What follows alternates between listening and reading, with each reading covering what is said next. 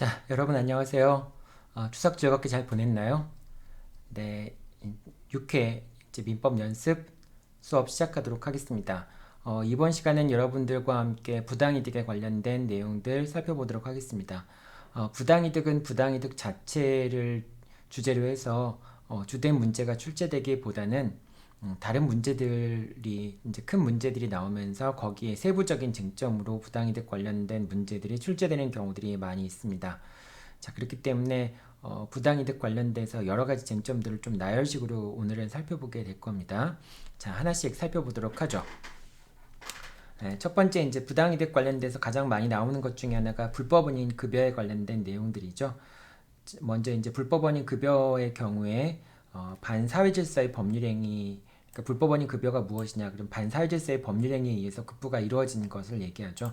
반사회질서의 법률행위라고 하는 것은 권리 의무의 내용이 반사회질서적이거나 법률행위의 조건이 반사회질서적이거나 또는 상대방에게 알려진 법률행위 동기가 반사회적 성격을 갖는 경우에 이제 그런 걸 반사회질서의 법률행위라고 얘기하죠. 이런 반사회질서의 법률행위의 경우에 이제 급부가 이루어지게 되면 그것을 불법 원인 급여라고 해서 반환 청구를 할 수 없게 됩니다.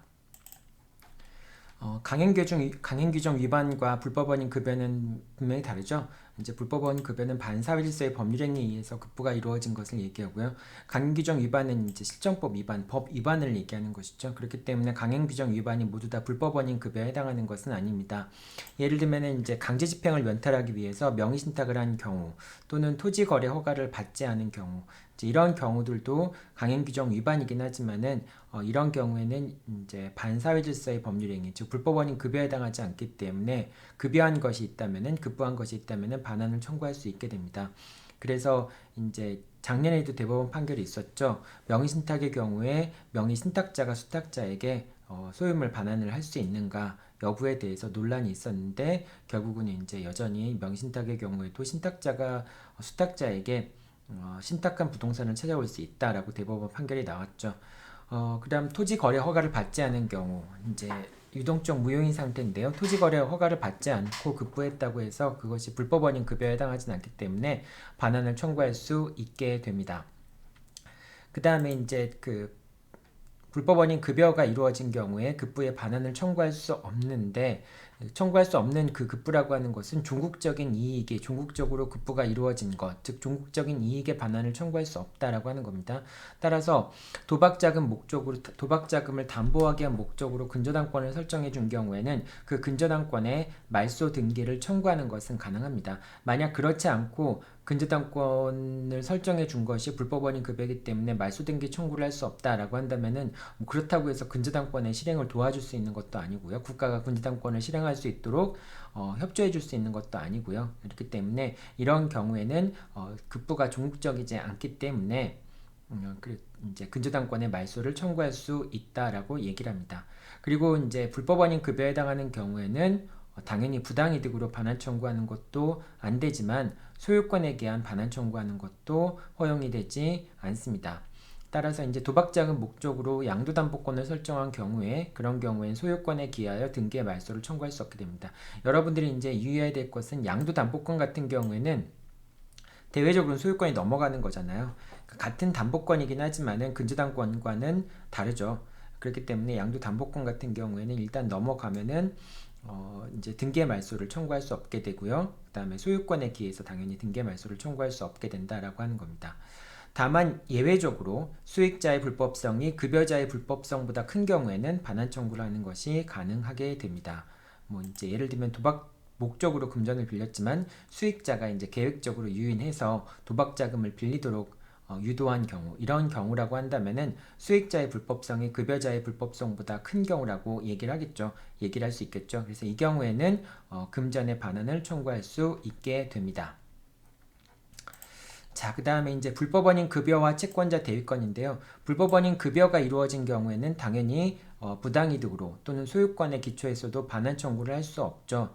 그렇지만은 결과적으로 불법원인 급여를 통해서 반환받아야 되는 것이 그 이제 채권자한테 귀속되는 그 이제 불법원인 급여자 이제 손실자에게 이제 급여자에게 귀속되는 것이 아닌 경우에는 그런 경우에는 이제 원칙적으로는 불법원인 급여에 의해서 반환 청구가 되지 않겠지만은 제3자한테 돌아가야 될 사람한테 돌아가는 경우라고 한다면은 채권자 대위권을 행사할 수 있도록 해야 되겠죠. 따라서 이중매매의 경우에 매수인이 매도인을 대위하여 제2매수인의 명의의 등기의 말소를 청구하는 것은 가능하게 됩니다. 이런 경우가 되겠죠. 갑이 이제 을한테 매도를 했고 이게 제1매수인입니다.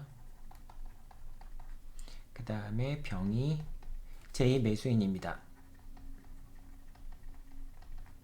자, 그 다음에 갑이 이제 을과 병에게 부동산을 매도했고 제2매수인에게 소유권 이전 등기를 해줬습니다.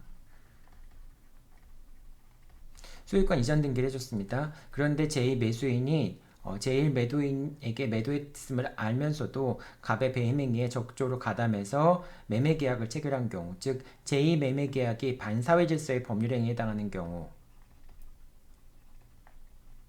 반사회질서의 법률 행위에 해당하여 무효인 경우가 있을 수 있겠죠. 자, 이 무효인 경우라고 한다면은 이 불법원인 급여니까 갑은 병에게 등기의 말소를 청구할 수 없습니다. 등기의 말소를 청구할 수 없게 됩니다. 자, 그런데 이 갑과 병 사이의 제2매매계약이 반사회질서의 법률행위로서 무효가 되는 것은 누구를 위한 것인가요? 제1매수인을 보호하기 위해서 제2매매계약이 무효가 되는 것이죠. 따라서 이 갑과 병 사이의 매매계약이 반사회질서의 법률행위로서 무효라고 하는 것은 제1매수인에 대한 관계에서 무효인 것이죠. 따라서 제1매수인인 을은 이제 갑에 대한 매매계약상의 소유권 이전 등기 청구권, 매매계약상의 채권을 피보전 권리로 해서 갑이 병에 대해서 갖고 있는 말소 등기 청구권을 대위 행사할 수 있도록 해야 되겠죠. 물론 이제 갑은 직접 을의 개입 없이 갑만이 병으로부터 다시 그 소유권 이전 등기의 말소를 청구하는 것은 불법원인 급여이기 때문에 허용되지 않지만은 이 경우에 갑이 아니라 이제 을이 대위에서 행사하는 경우에는 결과적으로는 을이 자신의 명의로 소유권 이전 등기를 마치기 위해서 채권자 대위권을 행사하는 거니까 이 경우에는 예외적으로 갑과 병 사이의 매매 계약이 반사회질서적인 법률행위고 따라서 갑이 병한테 급부한 것이 불법원인 급여라 할지라도 그 갑은 이제 불법원인 급여이기 때문에 원칙적으로 갑이 병에게 소유권 이전 등기에 말소를 청구할 수 없다 할지라도 그것을 피대위 권리로 해서 을이 채권자 대위권을 행사할 수 있다 이렇게 봐야 되겠죠. 자, 이와 같이 이제 불법원인 급여가 되지만은 원칙적으로 불법원인 급여가 되기 때문에 그 급여의 반환을 청구하는 것이나 또는 소유권에 기초한 반환 청구하는 것 또는 등기의 말소를 청구하는 것은 허용되지 않지만은 예외적으로 그 급부가 원래 들어가야 될 사람, 원래 귀속돼야 될 사람한테 귀속되기 위한 목적으로는 채권자 대위권 행사가 가능하다라고 봐야 될 겁니다. 이제 그런 비슷한 경우가 다른 경우도 두 가지 경우, 취득시효와 명의신탁의 경우에도 인정이 될 수 있겠죠. 그러니까 이제 갑이 을이 이제 그 점유자고요. 그 다음에 갑이 소유자입니다.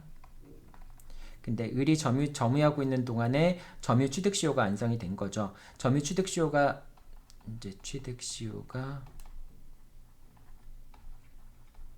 완성이 됐는데 취득시효가 완성이 된 다음에 갑이 병에게 X 부동산을 매도를 한 겁니다. 매도를 했을 때 병은 취득시효가 완성되어 있는 사실을 그렇다고 할지라도 갑도 마찬가지고요. 당사자가 취득시효 완성의 사실을 알았는지 몰랐는지와 상관없이 병은 유효하게 취득시효가 완성된 다음에 매매계약을 체결해서 X 부동산의 소유권을 취득했다면 병은 소유권을 취득하죠. 그런데 이중매매의 경우와 마찬가지로 병이 적극적으로 가담했다면은 이제 갑의 배임행위에 적극적으로 가담했다라고 한다면은 병과 갑 사이의 매매 계약은 반사회질서의 법률행위로서 무효가 될 수 있겠죠.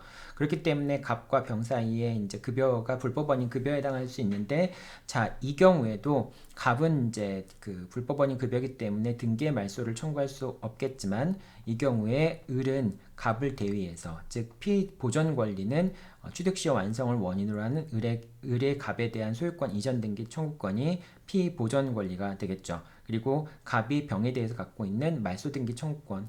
갑은 그거를 이제 불법원인 급여기 때문에 행사할 수 없지만은 을은 채권자 대위권, 다시 이제 그 부동산을 취득시효가 완성이 된 부동산을 찾아오기 위해서 을은 갑을 대위해서 병에게 등기의 말소를 청구한 다음에 취득시효 완성을 원인으로 한 소유권 이전 등기를 갑에게 청구할 수 있겠죠. 자, 이런 식으로 이제 이중매매하고 동일한 법리가 되겠죠. 자, 그리고 마찬가지로 명의 신탁의 경우에도 동일한 법리가 적용이 됩니다.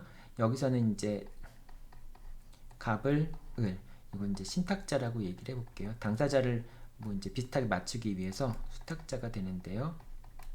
자, 명의신탁의 경우에도 명의신탁자가 제3자한테 신탁 재산을 처분하게 되면은 이 제3자가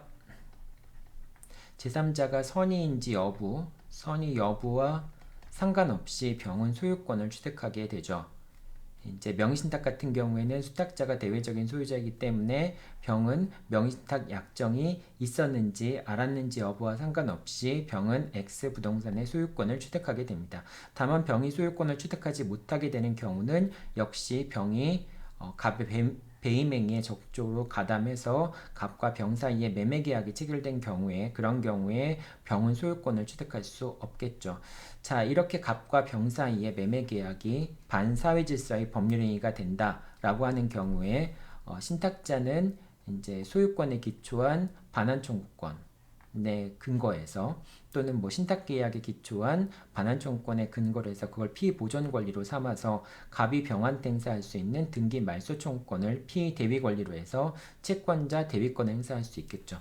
자, 이와 같이 이제 그 불법원인 급여가 이루어졌다라고 할지라도 그 불법원인이 된 것이 진정한 소유자를 보호하거나 제1 매수인을 보호하거나 명의 신탁자를 보호하거나 또는 취득시효 완성이 된 당시의 점유자를 보호하기 위한 그런 경우에는 제1 매수인이나 신탁자나 또는 취득시효 완성 당시의 점유자가 채권자를 이제 그 제3자 그러니까 이제 뭐 수탁자라든지 또는 매도인이라든지 이런 그 취득시효 완성 당시의 소유자를 대위해서 등기의 말소, 불법 원인으로 이루어진 등기의 말소를 청구할 수 있다라고 하는 겁니다. 그래서 이 두 번째 거는 불법 원인 급여 같은 경우에는 원칙적으로 그 소유권에 기초한 권리 행사도 안 되지만은 그 권리가 제3자한테 원래 귀속돼야 될 사람한테 귀속되기 위한 경우에는 불법 원인 급여지만은 등기의 말소를 청구할 수 있는 경우도 있다. 여러분들이 이렇게 이해해 두면 되겠죠? 자, 그 다음에 편취금전입니다. 편취금전, 뭐 횡령을 했거나 아니면 이제 뭐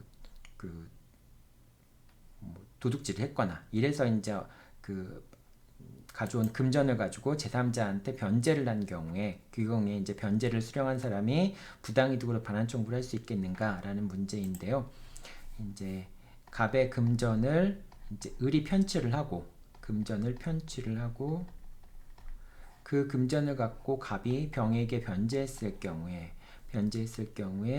갑이 당연히 을에 대해서 부당이득 반환 청구를 할 수 있겠죠. 근데 갑이 병에 대해서도 부당이득 반환 청구를 할 수 있는가? 편취 금전으로 변제를 받은 병에게도 부당이득 반환을 청구할 수 있는가라는 부분이 문제가 됩니다. 자, 이 경우에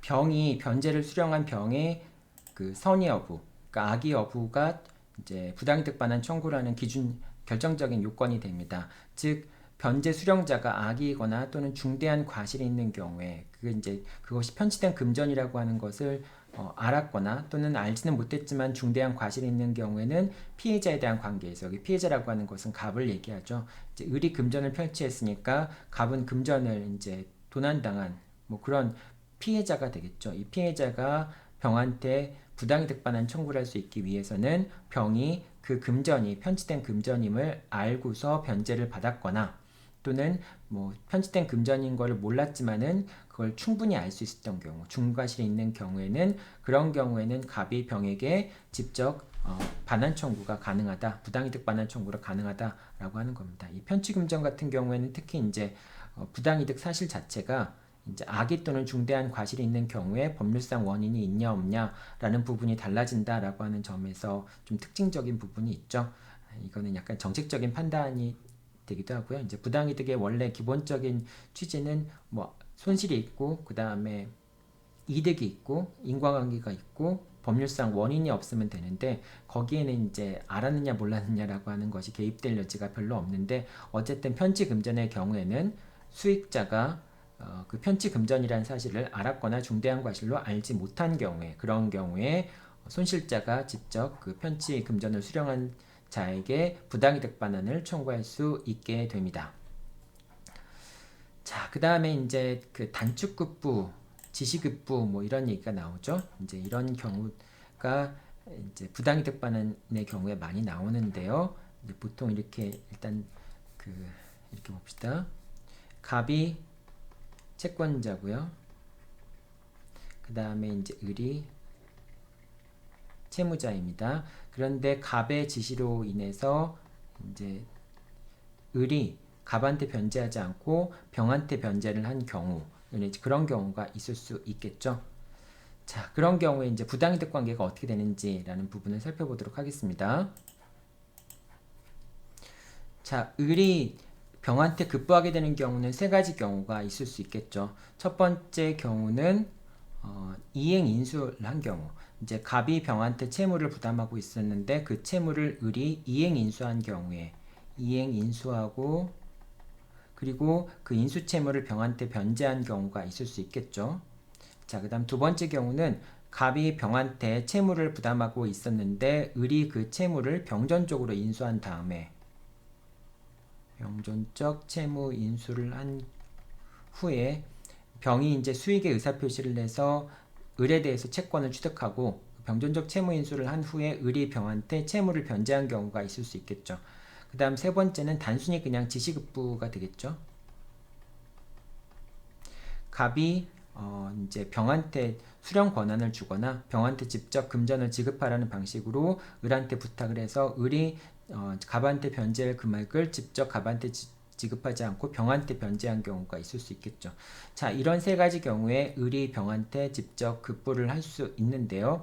그런데 갑과 병 사이의 채권 채무 관계가 이제 계약 관계가 소멸됐다라고 하는 경우에 을은 자기가 직접 지급한 병에 대해서 부당이득 반환 청구를 할 수 없고 자기가 원래 지급해야 되는 사람, 그 사람인 갑에 대해서만 부당이득 반환 청구를 할 수 있게 되겠죠.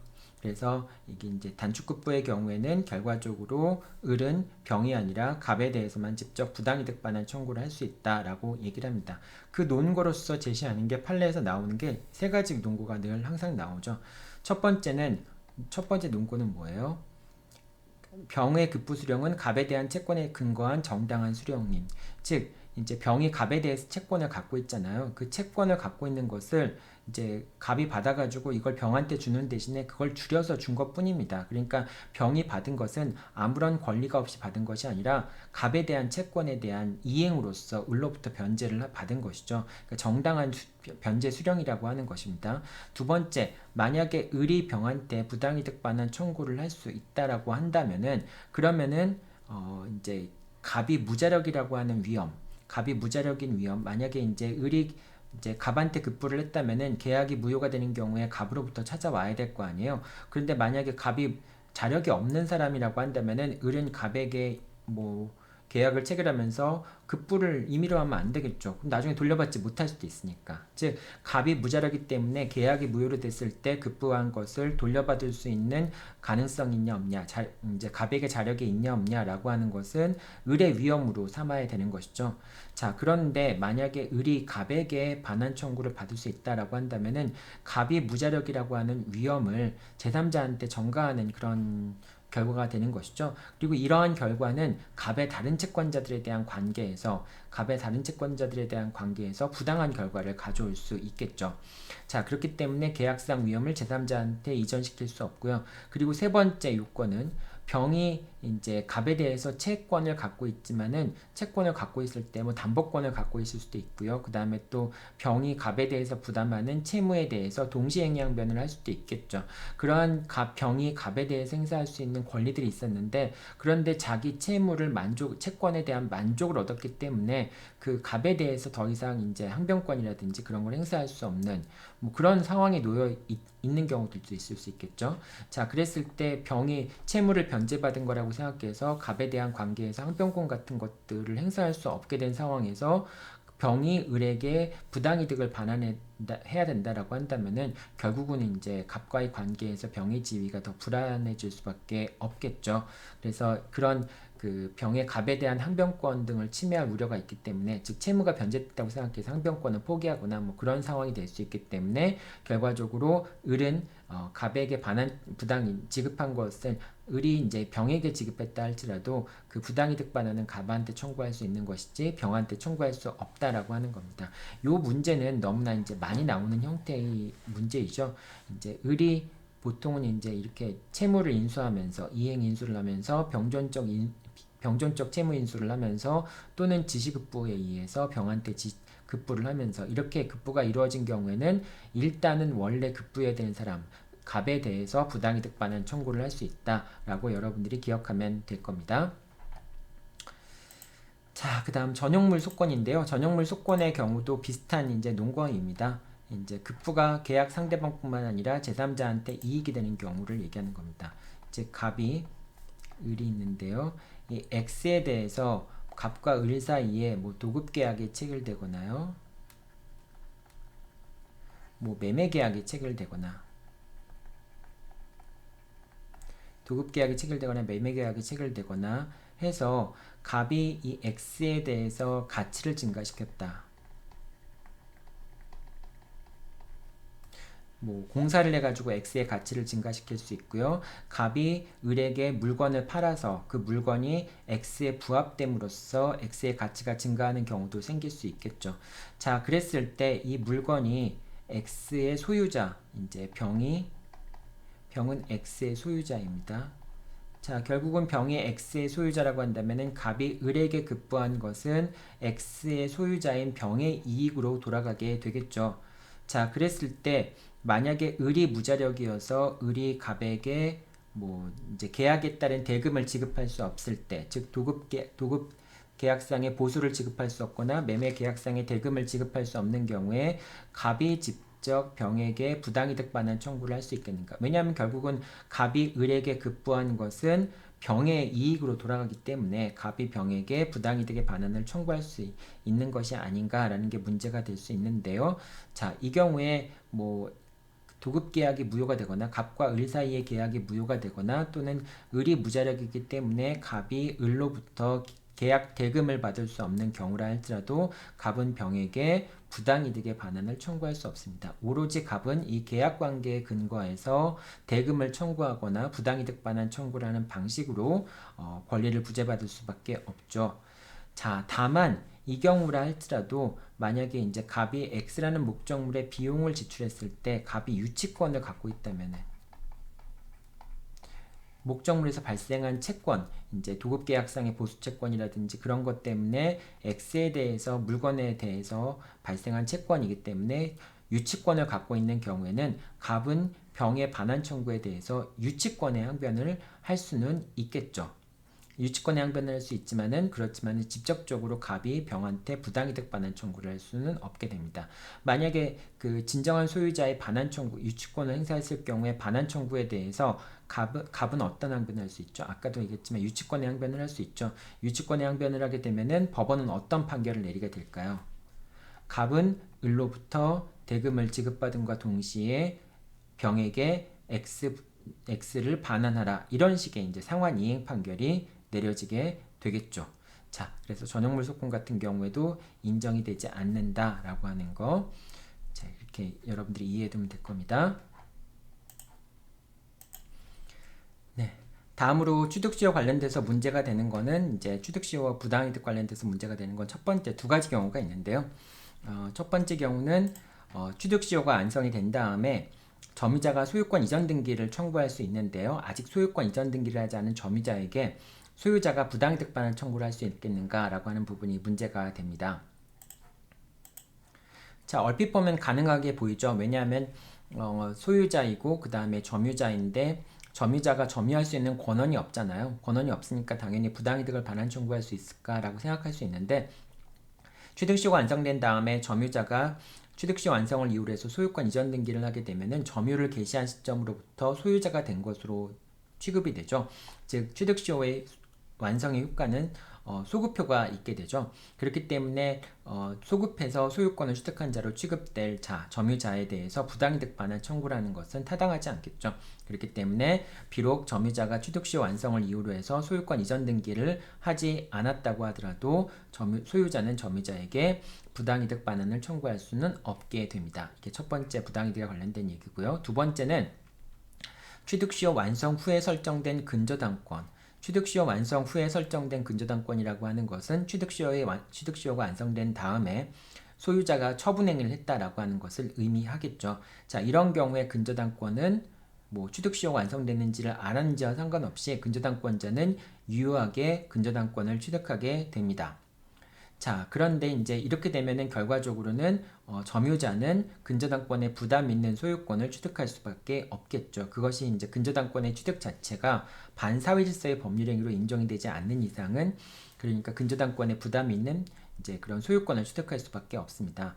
그런데 이 근저당권이 설정된 다음에 소유자가 채무를 변제하지 않아서 근저당권이 실행되려고 하는 경우에, 그때 이제 당연히 점유자는 자기 소유권을 보존하기 위해서는 소유권을 취득하거나 또는 취득한 소유권 이전 등기를 말소되지 않기 위해서는 근저당권을 말소를 시켜야 되겠죠. 그래서 이 점유자가 근저당권의 피담보 채권을 대위 변제한 경우에, 이제 대위 변제한 경우라고 한다면은 그럼 이제 점유자 같은 경우에는 자기가 대위 변제를 했으니까 그로 인해서 소유자한테 부당이득 반환을 청구할 수 있는가라는 부분이 문제가 될 수 있고요. 또는 이 피담보 채무를 변제하는 것은 소유자의 사무인 것이죠. 그것을 이제 점유자가 대신 변제했으니까 사무 관리에 따라서 비용 상환 청구권 행사할 수 있는가 여부가 문제가 되는데요. 첫 번째는 부당이득이 아니라고 얘기를 하죠. 왜냐하면 어차피 점유자는 근저당권에 부담 있는 소유권을 취득할 수밖에 없기 때문에 그 근저당권을 말소시키기 위해서 채무를 변제한 것 자체가 소유자한테 이득이 있었다거나 또는 점유자에게 손실이 있었다라고 얘기할 수 없기 때문에 이 경우에는 부당이득 반환 청구를 할 수 없다라고 얘기를 하죠. 그리고 사무관리에 따른 비용상환 청구권도 생각해 볼 수 있는데요. 사무관리가 아니라고 얘기를 하죠. 왜냐하면 이 근저당권을 말소해야 되는 사무라고 하는 것은 어차피 점유자는 근저당권에 부담 있는 상태의 소유권을 취득할 수밖에 없기 때문에 이 근저당권을 말소해야 되는 사무는 타인의 사무라고 할 수 없고 점유자 자신의 사무라고 얘기를 할 수 있겠죠. 그렇기 때문에 사무관리 자체가 성립하지 않기 때문에 사무관리에 따른 비용상환 청구권도 행사할 수 없다라고 봐야 되겠죠. 자, 다만 이제 부당이득의 반환을 청구할 수는 없는데, 만약에 이제 소유자가 알면서 취득시효 완성의 사실을 알면서 처분행위를 한 경우에는 이건 어떻게 할 수 있어요? 취득시효의 완성 사실을 알면서 처분행위를 한 경우에는 이 경우에는 불법행위가 성립을 하죠. 불법행위가 성립하기 때문에 그 부분에 대해서 점유자가 손해를 입었다면, 뭐 대위 변제했다라고 한다면 대위 변제 금액 자체가 손해라고 얘기할 수 있겠죠. 그런 대위 변제를 했다면은 그 금액에 대해서 이제 불법행위에 따른 손해배상을 청구할 수도 있게 됩니다. 자, 다음은 이제 경매와 부당이득에 관련된 내용입니다. 경매 중에서 이제 타인 소유물에 대한 경매가 있을 수 있는데요. 한번 보도록 하죠. 갑이 채권자이고 그 다음에 을이 채무자입니다.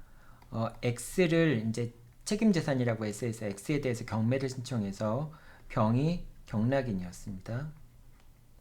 지금은 이제 경락인이라는 표현을 쓰지 않고 매수인이라는 표현을 사용을 하죠. 근데 어쨌든 경락인이 경락을 받았습니다. 그런데 이 X의 진정한 소유자는 정의 진정한 소유자예요.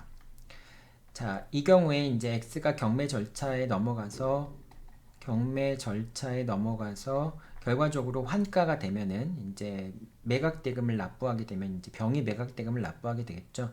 병이 매각대금을 납부하게 되면은 그러면 이제 배당 채권자들한테 배당이 이루어지게 될 겁니다. 배당 채권자들한테 배당이 이루어지게 되겠죠. 자, 이런 상황에서 이제 여러분들이 볼 때는 이제 첫 번째, 아이고,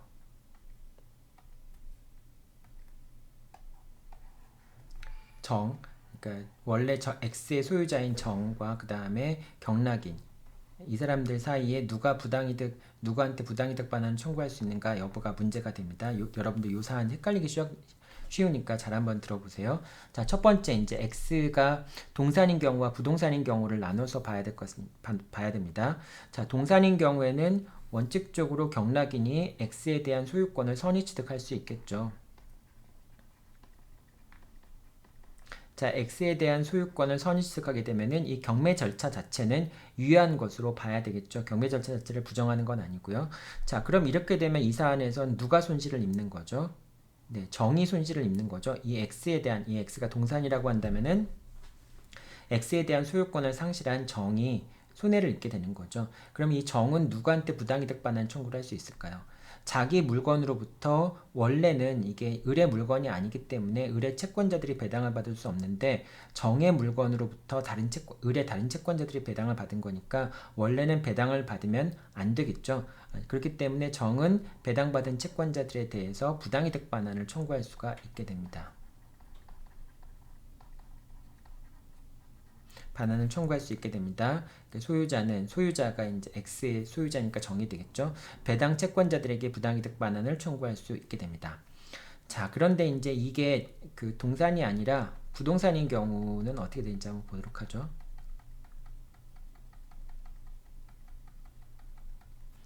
자, 부동산인 경우 한번 보도록 하죠.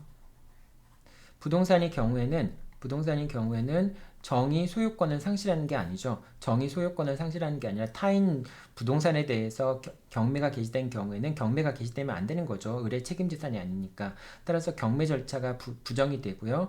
결과적으로 정은 이제 병으로부터 X 부동산을 찾아올 수 있습니다. 즉, 병 명의의 등기의 말소를 청구하고 X는 정이 찾아갈 수 있게 되는 거죠. 자, 그렇게 되면 이제 이 사안에서는 동산과 달리 누가 손해를 입은 걸까요? 네, 경락인이 이제 매수인이라고 얘기를 하죠. 매수인이 손해를 입은 상황이 되는 것이죠. 그래서 병이 결국은 손해를 입었는데 병은 자기가 지출하지 않아도 되는 X를 취득할 수 없음에도 불구하고 매각대금을 납부해서 그 매각대금이 채권자들한테 귀속이 된 거잖아요. 그러니까 채권자들한테 이 매각대금이 배당돼 있으니까 이제는 병이 배당 채권자들한테 부당이득 반환을 청구해야 되겠죠. 부당이득 반환을 청구해야 되겠죠. 자, 그래서 이게 이제 경매 목적물이 타인 소유물인 경우에 그것이 동산이었나 또는 부동산이었나에 따라서 누가 배당 채권자들한테 부당이득 반환 청구를 할 수 있는가라는 여부가 달라지게 됩니다. 동산 같은 경우에는 선의취득이 인정이 되기 때문에 소유권을 상실한 진정한 소유자, 원래 소유자가 배당 채권자들한테 부당이득 반환을 청구할 수 있게 되고요. 부동산의 경우라고 한다면은 그거는 뭐 이제 경매 절차 자체가 무효가 되기 때문에 결국은 돈을 낸 경락인 매수인, 매각대금을 납부한 매수인이 그 돈 가지고 채권자들이 남의 돈 가지고 잔치를 벌인 거잖아요. 그러니까 이제 결국은 매수인이 배당 채권자들한테 부당이득 반환을 청구할 수 있게 됩니다. 이렇게 이제 된다라고 하는 거 여러분 잘 기억해 두면 되고요. 그 다음 그 밑에입니다. 하자 있는 배당표에 의해서 배당이 이루어진 경우, 여기서는 이제 배당표 자체는 문제가 없는 거예요. 배당표 자체는 문제가 없는데 목적물의 소유권이 제3자한테 있었기 때문에 문제가 되는 거고요. 여기서는 이제 목적물의 소유권 자체가 문제가 없는데 배당표 자체가 하자가 있는 경우에, 그러니까 배당 순위에 따른 배당표가 작성이 되어야 되는데 배당 순위에 따라서 배당표가 제대로 작성되지 않은 경우가 있을 수 있겠죠. 자, 그런 경우에는 첫 번째, 배당을 받지 못한 채권자. 원래는 배당을 받아야 되는데 배당을 받지 못한 채권자는 다른 배당 채권자들에게 부당이득 반환 청구를 할 수 있습니다. 어떤 경우가 그러하냐? 근저당권이 불법 말소된 상태에서 배당이 이루어진 경우가 그래요. 근저당권이 불법 말소됐으면은 근저당권 등기라고 하는 것은 성립 요건이지 존속 요건이 아니잖아요. 따라서 근저당권이 불법 말소된다고 하더라도 근저당권이 소멸하는 것은 아닙니다. 그렇기 때문에 근저당권이 불법 말소되더라도 원래는 배당표에 당연히 근저당권자가 이제 배당 채권자로서 기재가 돼야 되는데 말소됐기 때문에 기재가 안 된 거죠. 그렇다면은 그 배당표 자체는 하자가 있는 배당표라고 얘기할 수 있습니다.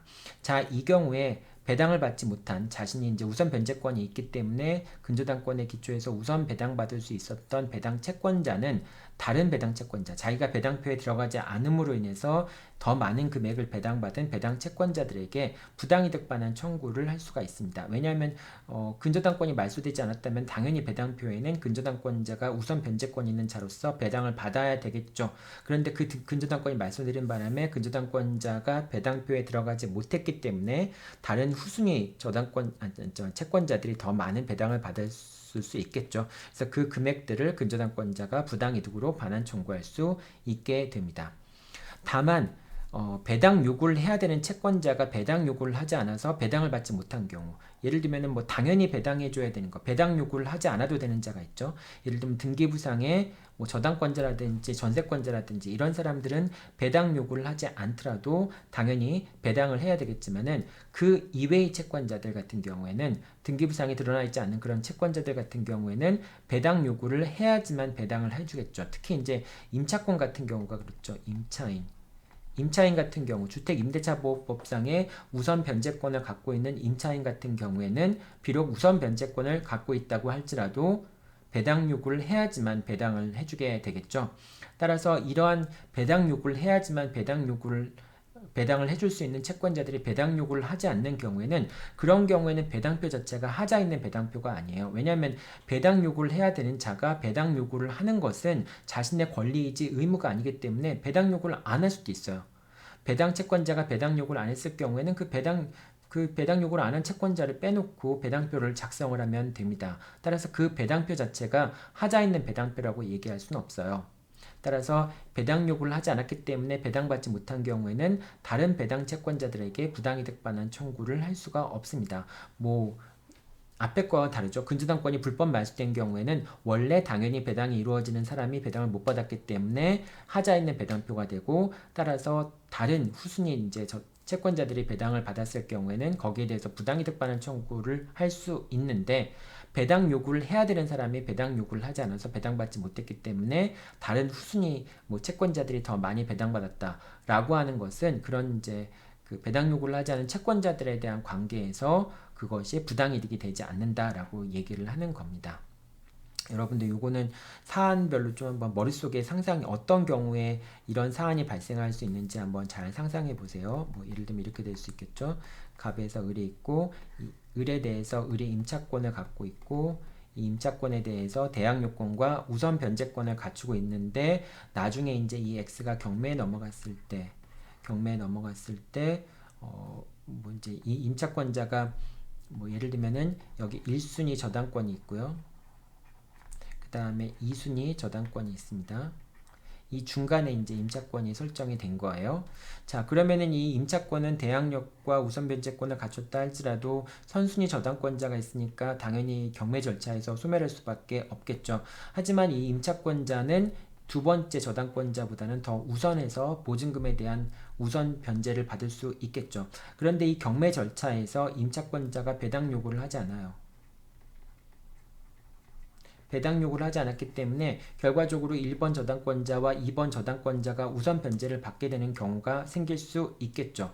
자, 그럴 때 임차권자는 자기가 배당 요구를 해야지만 배당을 받을 수 있는 자이기 때문에 만약에 배당 요구를 했다면은 2번 저당권자보다 더 우선해서 배당을 받을 수 있었겠지만, 자기가 배당 요구를 하지 않아서 배당을 못 받은 경우에는, 그런 경우에는 임차권자를 빼고 1번 저당권자와 2번 저당권자한테 배당을 한 것이 하자 있는 배당표에 해당하지 않습니다. 따라서 임차권자는 두 번째 저당권자한테 부당이득 반환을 청구할 수가 없어요.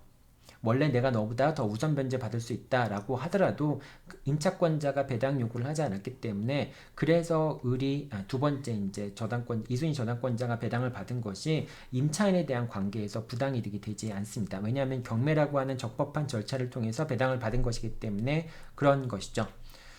자, 그래서 이 경매 절차와 이제 부당이득 관련된 내용들, 이것도 이제 가끔 시험 문제에 나오긴 하거든요. 여러분들이 여기서 좀 한번 그 경매 절차에서 부당이득 반환이 되는 경우들을 한번 잘 정리하기 바랍니다. 이것도 시험 문제 가끔 나오니까 어디 딱히 이제 뭐 부당이득 부분을 공부하지 않으면 이런 내용이 잘 나오지 않고, 부당이득 부분에서도 이렇게 정리되어 있는 경우들은 많지 않아요. 그러니까 여러분들이 이거를 잘 정리해서 이제 실제 사실 문제가 나오면은 이렇게 이제 쟁점을 파악하기 바랍니다.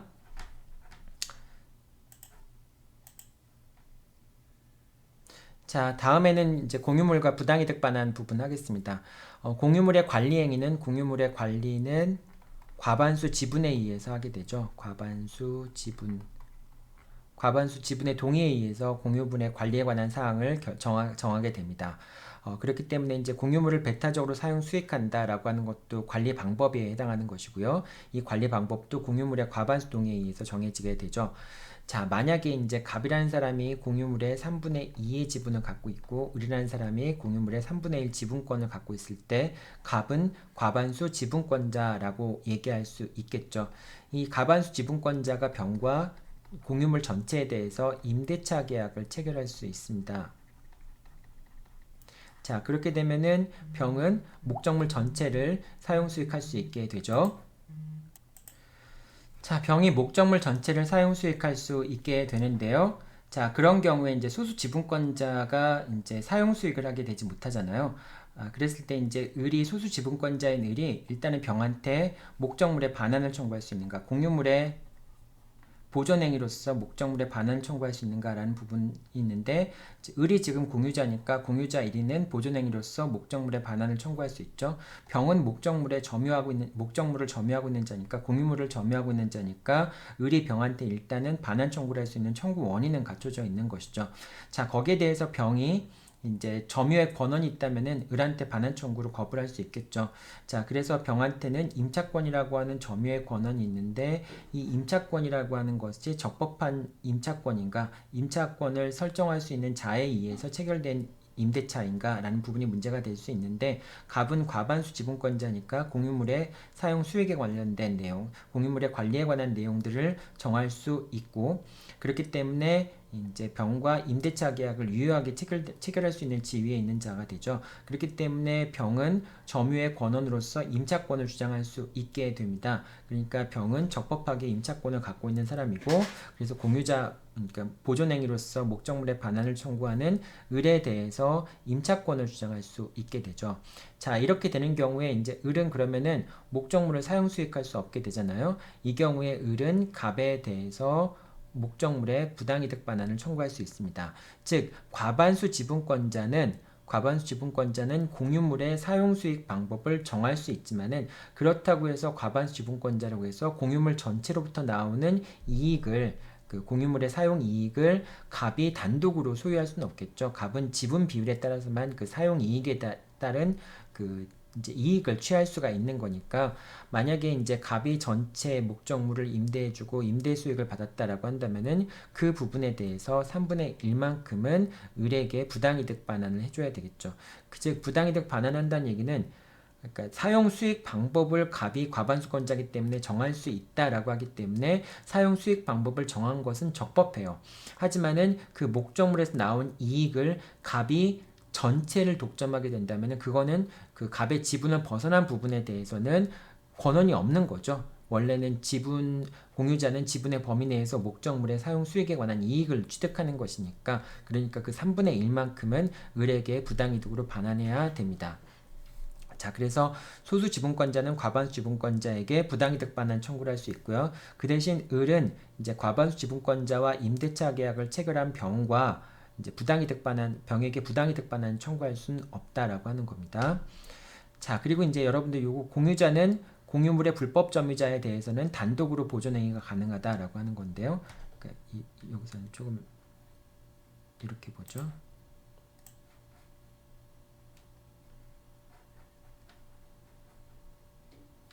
자, 갑이 3분의 1 과반수 지분권자고요. 을이 이제 소수 지분권자인데, 이거를 이제 공유물을 병이 불법 점유하고 있는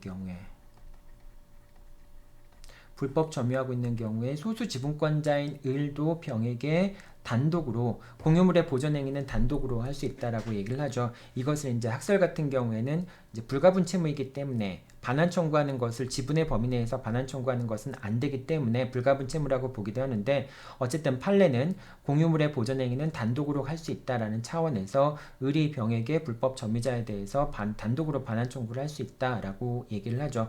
자, 근데 반환 청구는 을이 단독으로 할 수 있지만은 을이 만약에 병에게 부당이득 반환 청구를 하는 경우에는 을은 자신의 지분 범위 내에서만 병에게 부당이득 반환 청구를 할 수 있습니다. 그러니까 목적물 전체에 대해서는 지분과 상관없이 을이 반환 청구를 할 수 있지만은 부당이득 반환 부분에 대해서는 3분의 1에 대해서만 할 수 있습니다. 이거는 이제 마찬가지로 제 병 명의의 등기가 무효인 경우, 이제 불법 등기, 병의 명의로 불법적으로 등기가 이제 이루어져 있는 경우, 경료된 경우, 맞춰진 경우에도 마찬가지입니다.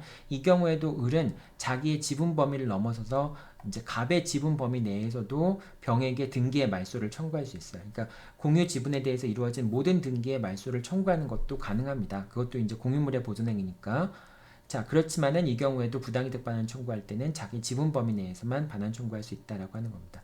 자, 다만 을이 보존행위로서 병에 대해서 이제 무효인 등기의 말소를 청구할 수 있지만은 그것에 대해서 갑이 등기의 말소를 반대하는 경우에, 즉 갑 같은 경우에는 나는 병 명의의 3분의 2 이전 등기를 내 지분 등기에 대해서는 그걸로 무효라고 주장할 생각이 전혀 없다라고 하는 경우에는, 그런 경우까지 을이 병에 대해서 등기의 말소를 3분의 2의 등기까지 말소를 청구하게 되면은 그것은 타인의 공유 지분을 대외적으로 행사하는 것이기 때문에 그것은 허용되지 않아요. 그런데 그 등기의 말소가 갑의 의사에 반하지 않는다라고 한다면은 을은 공유물의 보존 행위로서 불법적으로 이루어진 등기의 말소를 청구할 수 있게 되거나, 또는 불법으로 점유하고 있는 자에 대해서 목적물의 반환을 청구할 수 있게 됩니다. 이제 여러분들 이것도 이제 시험 문제 가끔 나오는 내용들이니까 이렇게 구분해서 이해하고 있으면 됩니다. 자, 그 다음에 이제 점유자 회복자의 관계입니다. 자, 점유자 회복자의 경우에 선의의 점유자는 과실을 수취하죠. 이제 보통 이런 경우가 되겠죠. 갑이 있고 을이 있고 병이 있고 정이 있고, 이제 갑에서 을로 병에서 정으로 목적물에 대한 소유권 이전 등기와 목적물에 대한 인도가 이루어졌는데 을이 서류를 위조해서 등기를 하는 바람에 등기가 무효이고요. 그렇기 때문에 병과 정 명의의 등기도 무효라서 결과적으로 이제 정은 소유권을 취득할 수 없는 경우, 이제 갑이 소유자로 남아있는 경우가 있을 수 있겠죠. 자, 이 경우에 이제 갑이 정에게 목적물의 반환과 등기의 말소를 청구하겠죠. 자, 목적물의 반환과 등기의 말소를 청구할 때 정 같은 경우에는 일단은 적법한 권은 이제 자기가 매매 계약을 통해서 부동산의 소유권 X라고 합시다. X에 대한 소유권을 취득했다고 생각하면서 목적물을 점유하고 있는 자이기 때문에 그런 경우에 저는 선의의 점유자라고 볼 수 있겠죠. 따라서 갑이 이제 정에게 반환 청구와 등기의 말소 청구를 하면서 플러스 이제 본권에 관한 소에서 부당이득 반환 청구를 할 수 있겠죠. 부당이득 반환 청구를 할 때 정은 선의인 경우에는 선의인 시점까지는 선의의 점유자로서 과실수취권이 있기 때문에 부당이득을 반환할 필요가 없다라고 주장할 수 있게 됩니다. 선의의 점유자는 과실수취권이 있으니까요. 다만 갑이 정에 대해서 본권에 관한 소를 제기했을 경우에, 즉 X에 대한 반환을 청구하거나 X에 대한 등기의 말소를 청구하는 등, 또는 부당이득도 마찬가지입니다. 부당이득 반환을 청구하는 등 본권에 기초해서 정을 상대로 해서 소를 제기한 경우에는, 나중에 승소했을 경우에는 소를 제기한 시점부터 정은 악의의 점유자로 간주가 돼버리고 말죠. 따라서 본권에 관한 소를 제기하기 전까지는 당연히 선의의 점유자라고 하더라도 본권에 관한 소를 제기한 다음부터는 정이 악의의 소유자가 된다라고 하는 점 기억해 둬야 되겠죠. 자, 그래서 선의의 점유자는 과실수취권이 있고요. 사용 수익에 따른 부당이득 반환 의무를 부담하지 않습니다. 그리고 악의의 점유자 같은 경우에는 만약에 정이 이렇게 을이 서류를 위조해서 소유권 이전 등기했다라고 하는 점을 정이 알고 있다라고 한다면은 정은 과실을 반환해야 됩니다. 그 사용 이익을 반환해야 돼요. 과실과 사용 이익은 그 금액이 똑같게 취급이 되잖아요. 임대 수익 자체가 과실이고 그 다음에 임대 수익에 상당하는 금액이 사용 이익에 해당하는 금액이 되는 것이죠. 자, 그래서 악의의 점유자라고 한다면은 그 과실을 반환해야 되고요. 사용 이익에 해당하는 금액을 반환해야 되고 그 다음에 그 이제 민법 이 악의의 점유자 같은 경우에는 악의의 수익자에 해당하는 것이 되겠죠. 따라서 민법 그 이제 악의의 점유자 같은 경우에는 이제 과실만 반환하도록 규정을 하고 있지만은 그렇지만은 악의의 수익자에 해당하기 때문에 부당이득 반환 규정에 따라서 과실뿐만이 아니라 그 이자도 반환해야 되는 것이죠. 즉 이제 만약에 악의의 정이 그 임대 수익을 얻었다면은 그 임대 수익, 악의인 동안의 임대 수익을 반환해야 될 뿐만이 아니라 그 임대 수익에다가 임대 수익 플러스 거기에 대한 이자도 반환해야 되는 겁니다. 임대 수익에서 발생하는 이자까지도 이제 악의의 수익자로서 진정한 소유자에게 반환을 해줘야 합니다.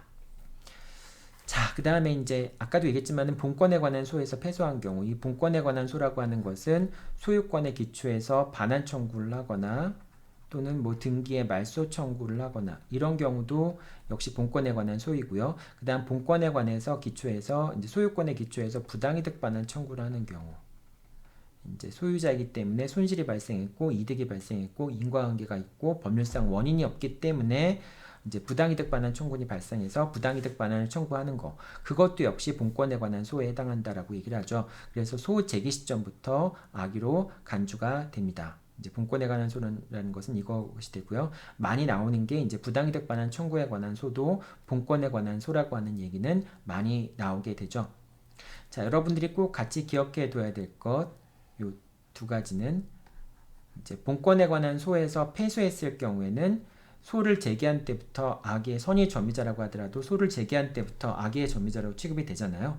이제 그런데 이제 타주 점유와 자주 점유 같은 경우에는 패소한 시점부터 타주 점유가 되는 거죠. 이제 그 원래 점유자는 소유의 의사로 점유하는 것이 되지만은 본권에 관한 소에서 패소했을 경우에는 더 이상 그때부터는 소유의 의사를 갖고 목적물을 점유하고 있다라고 볼 수 없기 때문에 패소한 시점부터는 타주 점유가 된다라고 보면 됩니다.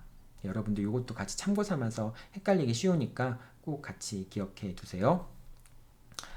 자, 여기까지 이제 점유자 회복자의 관계에 대해서 살펴보았고요. 그 다음에 계약의 무효 취소 관련된 내용입니다. 자, 계약의 무효 취소 같은 경우에는 양 당사자들이 원상회복 의무를 부담하죠. 그 원상회복 의무는 원래는 대가적 관계에 있는 채권 채무가 아니기 때문에 동시행 관계, 동시행 형평권에 관한 규정이 적용되지 않지만은 형평의 원칙상 동시행 관계라고 봐야 되겠죠. 자, 그리고 이제 그 587조에서 목적물의 매매 계약에서 이제 매매 목적물을 인도하지 않은 경우에 목적물에서 발생한 과실은 이제 인도를 기준으로 해서 인도하기 전이라고 한다면은 목적물에서 발생한 과실은 매도인한테 귀속이 되고, 그리고 아직 매매대금을 지급하지 않았다 할지라도 그 매매대금의 이자는 매수인한테 귀속된다라고 하는 게 587조의 기본적인 내용인 것이죠. 자, 이 규정은 결과적으로는 목적물의 인도와 그 다음에 대금의 지급이 동시행 관계라고 한다면은, 그러면은 대금에 대한 이자는 매도인이 갖고 대금의 이제 목적물에 대한 과실은 매도인에게 귀속이 되고 대금에 대한 이자는 매수인한테 귀속이 된다라고 하는 걸 얘기하는 것이죠.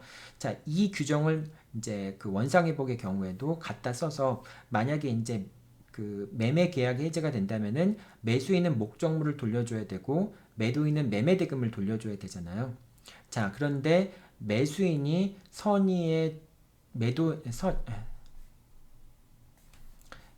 매수인이 선의의 점유자로서 이제 그 선의의 점유자로서 과실주권을 갖는다라고 한다면은, 그렇다면은 이제 과실을 갖는데 매도인 같은 경우에 선의 매도인은 매매대금에 대한 이자를 부당이득으로 반환해라 라고 한다면 좀 형평성에 맞지 않죠. 그렇기 때문에 매수인이 선의의 점유자로서 과실수취권을 갖는다라고 한다면은 이제 민법 587조가 유추 적용이 되어서 선의의 매도인도 매매대금에 대한 이자를 반환할 필요가 없다라고 하는 점도 여러분들이 기억해 두겠어요. 있어요. 요거는 사실은 판결이 하나밖에 없어서 대표적인 판결은 아니라고 볼 수 있어요. 그렇기 때문에 여러분들이 요거는 그냥 참고 삼아서만 여러분들이 기억하고 있으면 될 것 같습니다. 자, 마지막은 채무의 변제와 부당이득인데요. 채무 없음을 알고 변제한 경우에는 부당이득 반환 청구를 할 수 없습니다. 그러니까 채무가 없다고 생각하고서 이제 채무가 있다고 생각하고 변제한 경우에는 부당이득 반환 청구를 할 수 있는데, 채무가 없음을 알면서도 변제한 경우에는 부당이득 반환 청구를 할 수 없습니다. 그리고 타인 채무를 변제한 경우에는 이제 타인 채무를 착오로 변제한 경우에, 그런 경우에는 반환 청구가 가능한데요. 다만 반환 청구하더라도 채권자가 선의로 증서를 패멸하거나 담보를 포기하거나 또는 시효로 인해서 기존의 채권이 소멸한 경우에는 채무자가 이제 채권자 입장에서는 변제를 받았다라고 생각해서 이런 조치를 취하지 않은 경우들이 있을 수 있잖아요. 이제 그런 경우까지 이제 채권자가 부당이득으로 변제한 금액을 반환하라고 한다면은 채권자한테 불이익할 수 있겠죠. 그래서 그런 경우에는 원칙적으로 반환 청구가 가능하지만은 채권자가 뭐 이제 이렇게 증서를 훼손한 경우 등 이런 경우에는 반환 청구를 할 수 없다라고 하는 겁니다. 이 경우에는 이제 변제한 사람이 채무자에 대해서 부당이득 반환 청구를 할 수 있겠죠. 채무자가 채무를 면하는 이익을 얻었으니까 거기에 대해서 부당이득 반환 청구를 할 수 있겠죠. 자, 이상해서 전체적으로 이제 그 부당이득에 관련돼서 나올 수 있는 문제점들을 쭉 한번 살펴봤습니다. 그 중에서 이제 가장 많이 나오는 부당이득 그러니까 부당이득의 이제 전형적인 문제는 편취금전을 가지고 이제 변제했을 경우에 그 경우에 이제 수령자가 부당이득 반환 의무를 지는가라고 하는 부분이 이제 많이 논의가 되는데요. 악의 또는 중대한 과실이 있는 경우에 부당이득 반환 의무를 진다라고 하는 점, 뭐 이런 점들이 많이 나오고요. 단축급부의 경우도 시험 문제에 꽤 많이 나오죠. 특히 이제 병존적 채무인수라든지 이행인수의 경우에 또는 이제 지시채무 같은 경우에, 그런 경우에 이제 그 부당이득 반환 의무를 역시 원래 이제 채권자가 부당이득 반환 의무를 부담한다라고 하는 내용들, 그런 내용들도 잘 기억해 둬야 되겠죠.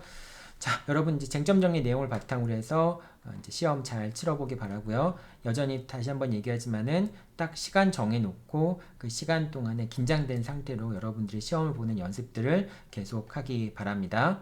네, 여러분들 수고했습니다.